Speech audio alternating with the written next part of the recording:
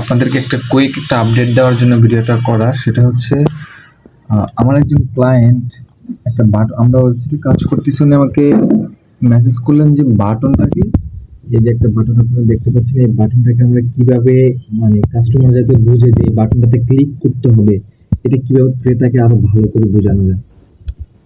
তো এটার জন্য আমি কি করেছি, আমি প্রথমে এলিমেন্টর দিয়ে কিছু ডিজাইন করেছি, এন্ড দেন এটা আমার মনের মতো হতেছিল না।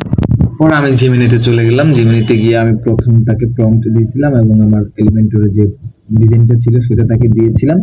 দেওয়ার পরে সে আমাকে একটা ডিজাইন দিছিল, ওটা আমার ভালো লাগতেছিল না। এরপরে আমি তাকে আবার প্রম্পট দিই, সে আবার ড্রাফট দেয়, আবার প্রম্পট দিই, সে আবার দেয়। এইভাবে করার পর প্রায় 10 থেকে 12 বার করার পর আমাদের কাঙ্ক্ষিত।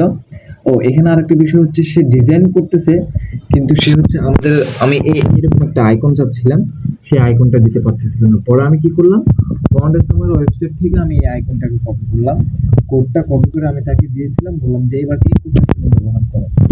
এই উত্তর সে আমাকে এই আউটপুটটা দিয়েছে এবং এই আউটপুট দেখে ক্লায়েন্ট খুব খুশি হয়েছে। তো এই ইনস্ট্যান্ট আপডেটটাই আপনাদেরকে দেওয়ার জন্য ভিডিওটা করা। আপনারা ট্রাই করবেন বিভিন্ন কাজে এভাবে জেমিনিকে ইউজ করার জন্য। সুস্থ থাকবেন।